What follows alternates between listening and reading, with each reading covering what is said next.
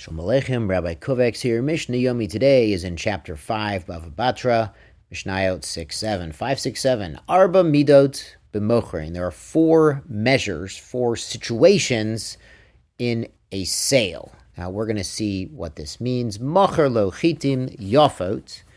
The seller said this is good, high quality, high yield wheat, nimso raut, and it turns out the product he got is not so good. Halokeach yachol lachzor bo. The buyer can retract. He didn't get what was advertised. Raut, it was advertised as lower quality wheat, cheaper wheat, nimsa yafot, and it actually turns out it's pretty good. Mocher yachol lachzor bo. The seller can retract. The seller can say, well, I actually didn't mean to give you that. That was for a different customer. I meant to give you something else. Raut nimsu raut. If it's advertised as not very good, and it turns out, yeah, it's not so good, or yafot, it's advertised as very good, nimsa yafot, and it turns out, yes, it is high quality, ein echad mehem yachol lachzor bo. Neither of them can retract. Now, in the Gemara, they say, isn't that obvious? Well, yeah, but even if he was advertising it as not so great, and it turns out it's really what they call bottom of the barrel wheat. It's really, the lowest of the low. I mean, it's still usable. It's just, really bad. Even then, the buyer can't retract because the buyer accepted what the seller said. It was low quality. And yeah, it's really low quality. Shkoyach.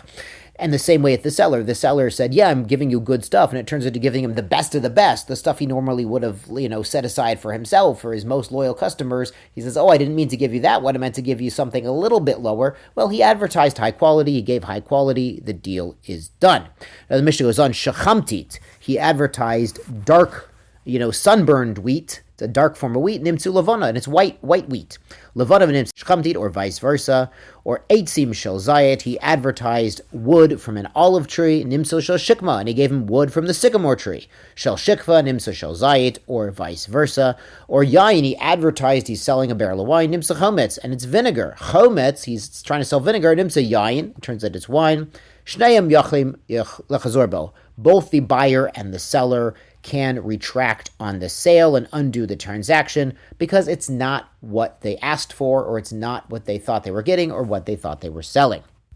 So it's simply a mekach taut, a mistaken transaction. Now on to Mishnah Zayin.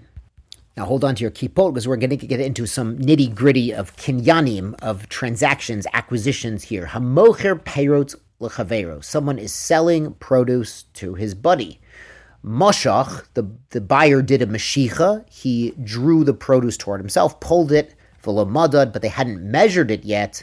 Kana, it's a valid transaction. Now the Batra explains, what are we dealing with? It's a case where they're in the Reshut Rabim, they're in the public street, and he's pulling this produce into a simta, like an alleyway, like a semi-public, semi-private place, or into the chutzner that they share. He's pulling it out of the street to show that it's his, and we have to be dealing with a place where they agreed upon the price already. If there was no agreement on price, then there's no transaction.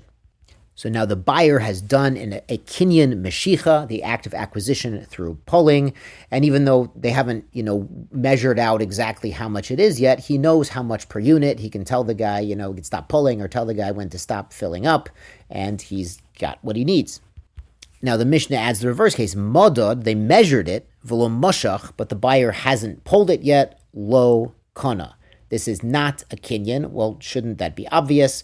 Well, it's even when they measured it into the kalim, the vessels, the containers of the buyer.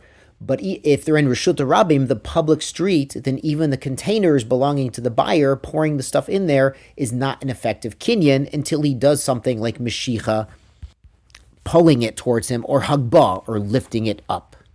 The Gehati brings another explanation. It could even be a case where they're in one of these semi-private public areas, a dead-end street, an alley, a shared chutzner that they both have rights to. But now instead of using the vessels, the kalim of the buyer, they're measuring into the vessels belonging to the seller. So even in that case, where it's not a Reshut Rabim, a public property issue that's holding up the kinyan, but they're simply in the containers belonging to the seller. So the Mishnah explains, so what do you want to do if you want to buy something right now, but you don't want to do meshicha and pull it into your own property from the place it is? Im haya pikeach, if the buyer's a smart guy, socher et mekomo, he can rent the place this produce is sitting on. So he's on the property of the seller. He's in his mekolet, or in his car lot, or his goren, his threshing floor, and he wants to acquire it right now. So he can rent for $1 or a shekel the land that the produce is sitting on, and then he does a kinyan hatzer. A kinyan hatzer is you can acquire whatever is on your property. Halokeach pishtan mechaver. Now, what about buying flax? So we've been talking about buying produce, which is typically heavy, comes in barrels or boxes or bundles. You can do mashicha, you can pull it. If you try to pull a little bundle of flax, half the flax is going to fall out the back of the bundle. Hareze lokona ad sheyatolena mimakam lemakam. So flax, you don't acquire it until you lift it and move it from one place to another. The Bartner says that's kinyan hagbah, is lifting up. So instead of trying to drag a bundle of flax, you have to actually pick it up. Don't worry, it's light. And typically, as we saw way back in Kiddushin, a kinyan hagbah seems to be more powerful and works in more places than a kinyan meshicha, than the kinyan of pulling something. Finally, the Mishnah notes, Im haya mechuber lekarka, if this flax is still on the ground, he's on the flax field of the seller and he wants to buy it right now, tolish kol shavu, he detaches even some of it, kana, he then buys all of it, obviously the whole amount that the buyer and seller have agreed on. So how does this work? So the Bartner explains, the seller is saying, you can rent my field, for a shekel, and you can acquire it by doing a little work. Also, do a little bit of work, you acquire it for rental, and then because now you're renting this whole field, you acquire all the flax on it, even the flax that's still attached. So this doing a little bit of malacha, a little bit of labor on the friend's field, that's a chazaka. The chazaka we saw back in chapter 3, chezkat batim, not the chazaka of sitting there for 3 years with color of title, but the chazaka of doing something that improves or changes the land. That is enough to own it for a schirut, for a temporary rental, which is enough to acquire everything on it through kinyan chatzer. Yeshar koach, tizku mitzvot.